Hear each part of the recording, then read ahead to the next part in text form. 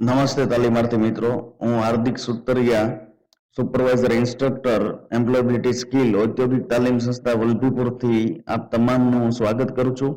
મિત્રો, આજે આપણે મોડ્યુલ 2 ઇંગ્લિશ લિટરસી અંતર્ગત ફંક્શનલ ઇંગ્લિશનું એક ચેપ્ટર, એનો એક ટોપિક પંક્ચ્યુએશન માર્ક્સ એટલે કે વિરામ ચિહ્નો વિશે આજે આપણે શીખીશું.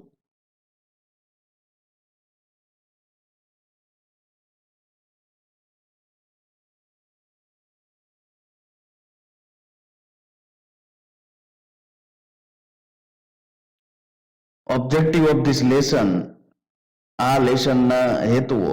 તો આ લેશનના હેતુઓ શું છે એ આપણે જાણી લઈએ. તો કે મૂળભૂત વિરામ ચિહ્નો જેવા કે કેપિટલ લેટર, પૂર્ણ વિરામ, પ્રશ્નાર્થ ચિહ્ન, પ્રશ્ન ચિહ્ન અને અલ્પ વિરામને ઓળખવા. એટલે કે આપણે સમજ મેળવી કે કેપિટલ લેટર કોને કહેવાય, પૂર્ણ વિરામ કોને કહેવાય, પ્રશ્ન ચિહ્ન કોને કહેવાય અને અલ્પ વિરામ કોને કહેવાય. મૂળભૂત વિરામ ચિહ્નોના ઉપયોગના મહત્વને ઓળખવું કે સમજવું. તો આ બધા આપણે જોયું કે કેપિટલ લેટર, પૂર્ણ વિરામ, પ્રશ્ન ચિહ્ન, અલ્પ વિરામ કે પછી ઇન્વર્ટેડ કોમા હોય એટલે કે અવતરણ ચિહ્ન આપણે તેને ગુજરાતીમાં કહીએ છીએ. તો આ બધાને ઉપયોગ ક્યારે કરવો અને એના ઉપયોગનું મહત્વ શું તે આપણે સમજશું. જ્યાં જરૂરી હોય ત્યાં યોગ્ય વિરામ ચિહ્નોનો ઉપયોગ કરવો.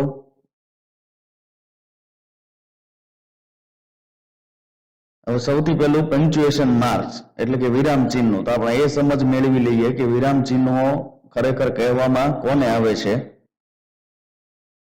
વિરામ ચિહ્નો એ વાક્યો અને વાક્યોના ભાગોને અલગ કરવા માટે વપરાયેલ પ્રતીકોની સિસ્ટમ છે. બરાબર છે. તો વાક્ય ક્યાં પૂરું થયું. હવે આપણે ગુજરાતી ભાષામાં પણ ઘણા બધા વિરામ ચિહ્નો વાપરવામાં આવે છે. તેવી જ રીતે અંગ્રેજી ભાષામાં પણ જે છે એ વિવિધ પ્રકારના વિરામ ચિહ્નોનો ઉપયોગ કરવામાં આવતો હોય છે અલગ અલગ હેતુઓ માટે. તો વિરામ ચિહ્નો છે એ શું છે કે વાક્યો અને વાક્યોના ભાગોને અલગ કરવા માટે વપરાયેલ પ્રતીકોની સિસ્ટમ છે. કે ઈ પ્રતીકથી, ઈ સિમ્બોલથી આપણને ખ્યાલ આવે કે વાક્ય અહીંયા પૂર્ણ થઈ ગયું, વાક્યને અહીંયા વિરામ મળ્યો છે, વાક્ય જે છે એ પ્રશ્નાર્થ છે. બરાબર છે. એ બધી આપણને ખ્યાલ આવશે. સામાન્ય રીતે ઉપયોગમાં આવતા વિરામ ચિહ્નો એ કેપિટલ લેટર, પૂર્ણ વિરામ એટલે કે ફૂલ સ્ટોપ, પ્રશ્નાર્થ ચિહ્ન ક્વેશ્ચન માર્ક અને અલ્પ વિરામ એટલે કે કોમા છે. તમે જુઓ કે ઇંગ્લિશમાં મેં લખ્યું કેપિટલ લેટર, પૂર્ણ વિરામ, ફૂલ સ્ટોપ, પછી અહીંયા ડોટ છે, અહીંયા ડોટ તમને બતાવતું હશે. તો એ શું છે? પૂર્ણ વિરામ, ફૂલ સ્ટોપ છે. પ્રશ્ન ચિહ્ન, તો અહીંયા જો આ ક્વેશ્ચન માર્ક, બરાબર છે. તો પ્રશ્નાર્થ ચિહ્નની નિશાની છે, ક્વેશ્ચન માર્કની નિશાની છે અને અલ્પ વિરામ કોમા, તો અહીંયા જે તમે જુઓ આ કોમાની નિશાની છે.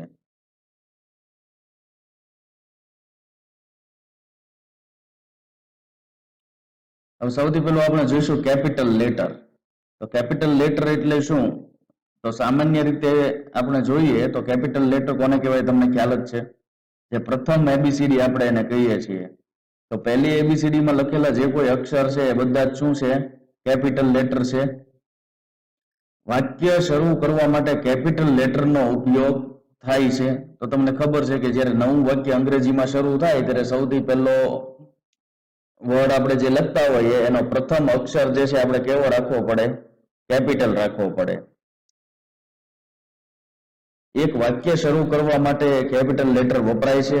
વ્યક્તિઓના નામ, જ્યારે આપણે વ્યક્તિઓના નામ લખતા હોઈએ, બરાબર છે, તો વ્યક્તિઓના નામ, દાખલા તરીકે હાર્દિક તમે લખો છો, કે રાહુલ લખો છો, કે સચિન લખો છો, કે કોઈની સરનેમથી કોઈને સંબોધો છો, ત્યારે પહેલો અક્ષર, તેનો પ્રથમ અક્ષર જે છે એ શું આવશે? કેપિટલ લેટર આવશે.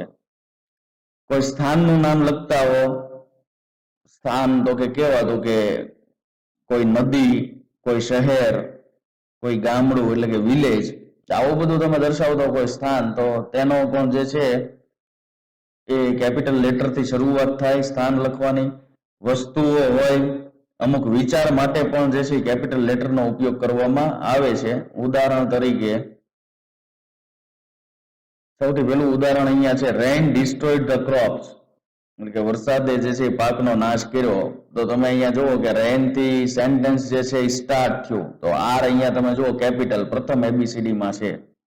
તો આવી રીતે જ્યારે વાક્ય શરૂ થતું હોય ત્યારે તેનો પ્રથમ અક્ષર જે છે એ કેપિટલ હોવો જોઈએ. પછી અહીંયા તમે જોઈ શકો છો કે હાર્દિક લખેલું છે HARDI કે હાર્દિક નામ છે, તો એમાં પણ જે છે એ પહેલો અક્ષર H કેપિટલ છે. આ બેંગલુરુ સ્થાનનું નામ લખેલું છે, તો એમાં પણ જે છે એ B કેપિટલ છે, એટલે કેપિટલ થી શરૂઆત થઈ. એવી રીતે ઇન્ડિયા પણ સ્થાન છે, દેશ છે, તો એવી રીતે કોઈ દેશનું નામ આપણે લખતા હોય ત્યારે પણ જે છે એ શું થશે કે પ્રથમ અક્ષર એનો જે છે કેપિટલ લેટર હશે. કમ્પ્યુટર વસ્તુ, પછી વેલ્ડિંગ એક વિચાર છે, તો વેલ્ડિંગ જે એકલો વિચાર આપણે ફક્ત એકલો લખતા હોય ત્યારે એ પણ જે છે કેપિટલ લેટર થી શરૂ કરવાનો હોય.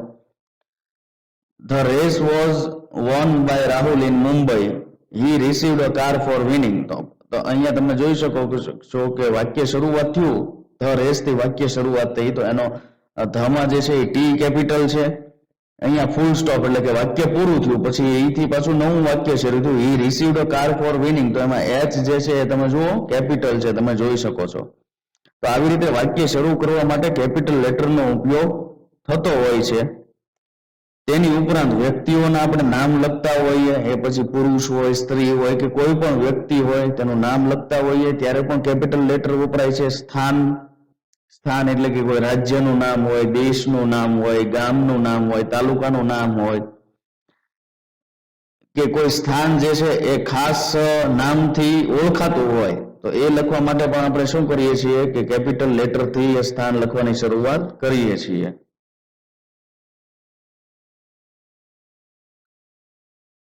હવે ફૂલ સ્ટોપ એટલે શું, તો કે પૂર્ણ વિરામ.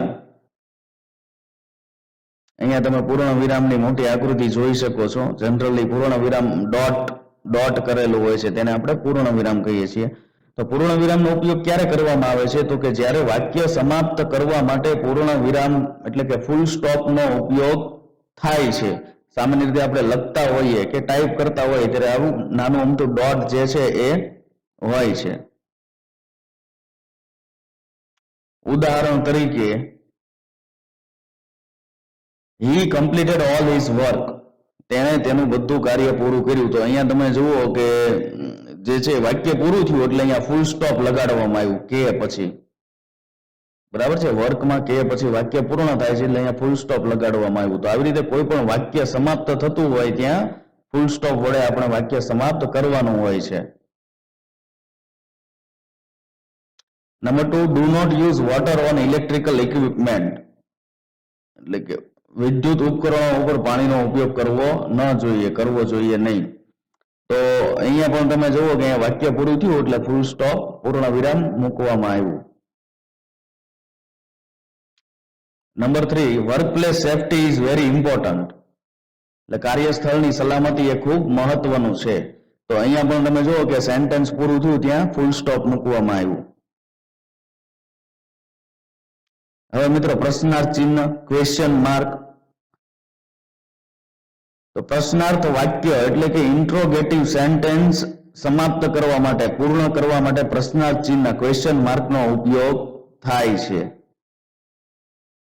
એટલે મિત્રો કોઈ પણ ઇન્ટ્રોગેટિવ સેન્ટેન્સ હોય, પ્રશ્નાર્થ વાક્ય હોય, એ પછી ઇંગ્લિશમાં હોય કે ગુજરાતીમાં, એ આપણે પૂર્ણ કરીએ છીએ હંમેશા આપણે ક્વેશ્ચન માર્કનો ઉપયોગ કરવાનો હોય છે, જેનાથી તમને ખ્યાલ જ છે તમને. ઉદાહરણ તરીકે આપણે જોઈએ, vote is the date today, આજે શું તારીખ છે. તો અહીંયા એક પ્રશ્ન પૂછો, આજે શું તારીખ છે, what is the date today, તો તેના પછી તમે જોઈ શકો છો અહીંયા ક્વેશ્ચન માર્ક છે.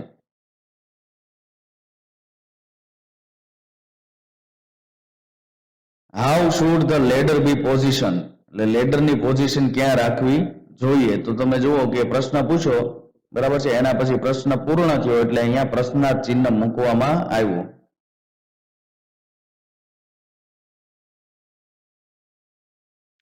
When is it safe to climb the on ladder?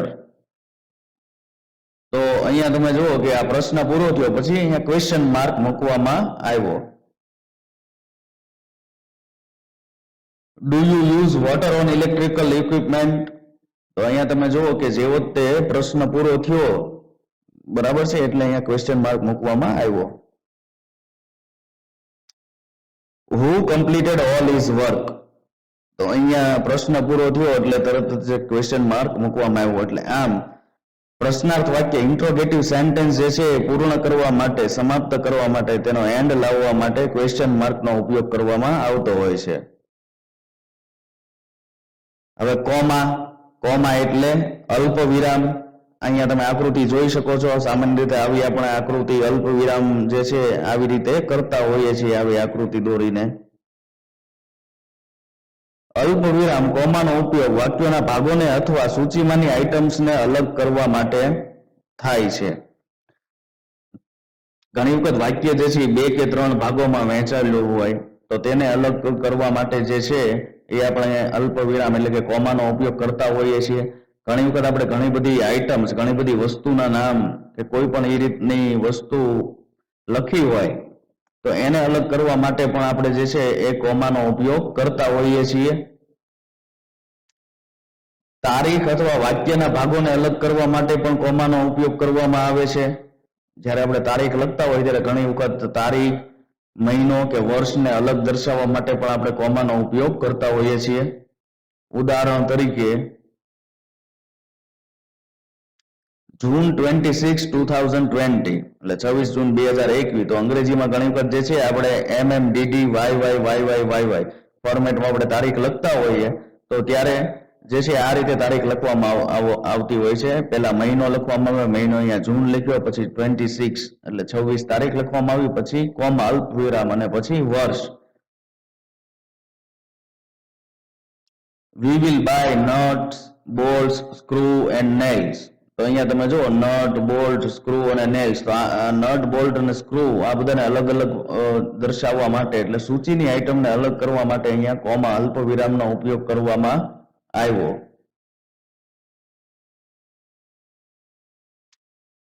Use switches, sockets and plugs only when they are in good condition. તો તમે જુઓ અહીંયા તે સ્વિચ અને સોકેટ ને અલગ કરવા માટે. તો સ્વિચ, સોકેટ અને પ્લગ્સ અહીંયા જે છે એ શું છે? સૂચિની આઇટમ છે. હવે સોકેટ અને પ્લગ ને એન્ડ થી અલગ કરવામાં આવ્યું, પણ સ્વિચ અને સોકેટ ને અલગ કરવા માટે અહીંયા કોમાનો ઉપયોગ કરવામાં આવ્યો.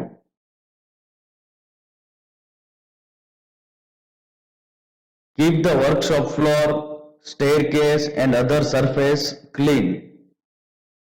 તો અહીંયા workshop floor, staircase and other surface, તો આને અલગ પાડવા માટે જે છે અહીંયા અલ્પ વિરામ કોમાનો ઉપયોગ કરવામાં આવ્યો.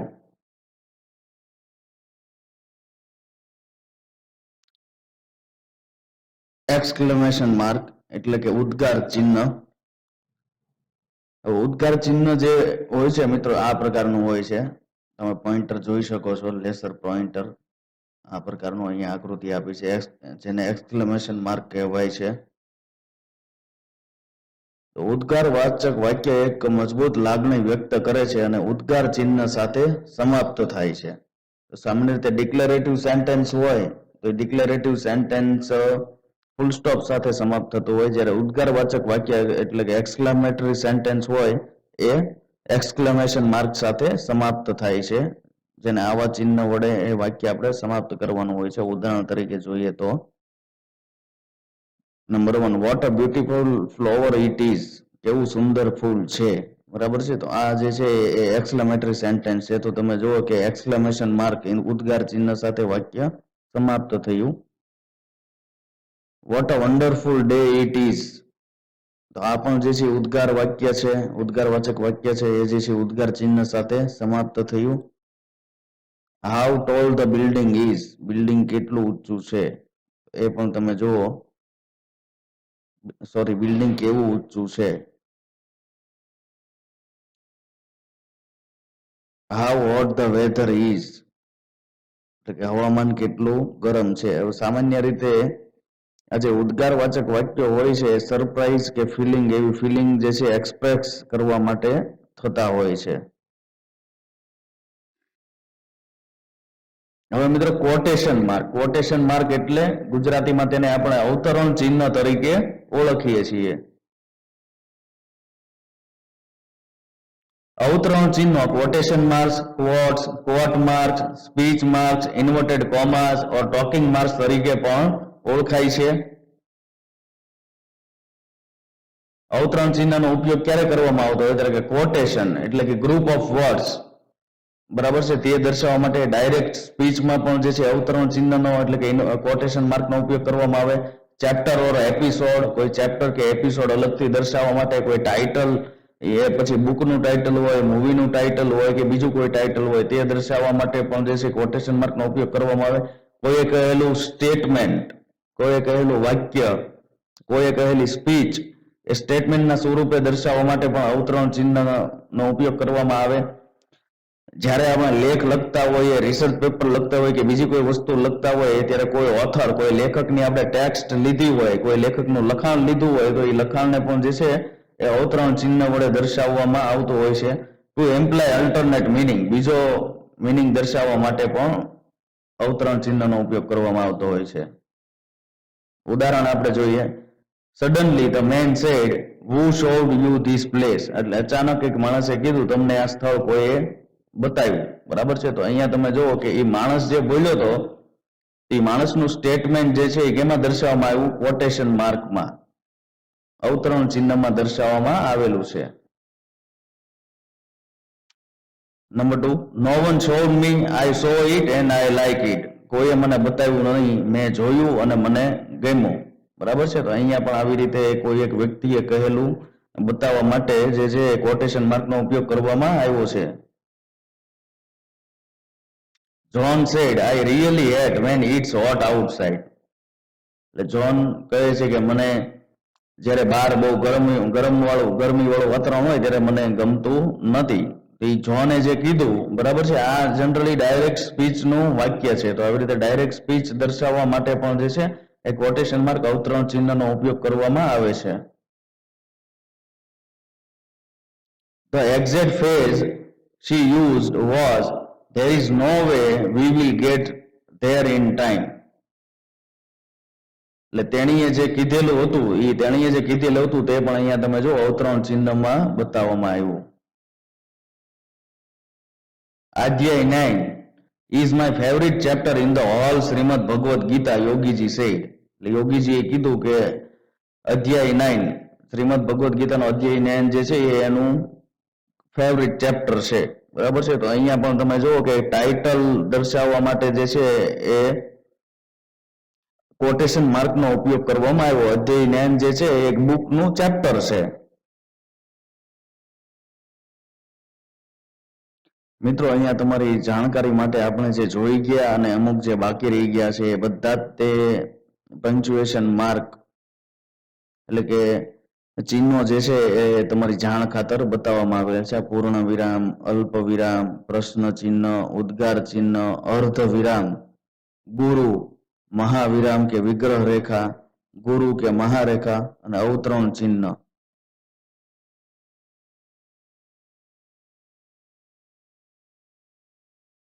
મિત્રો, આ સાથે જ આપણે આજનો લેક્ચર અહીંયા સમાપ્ત કરીએ છીએ. Thank you very much. જય ભારત, જય હિન્દ, જય જય ગરવી ગુજરાત.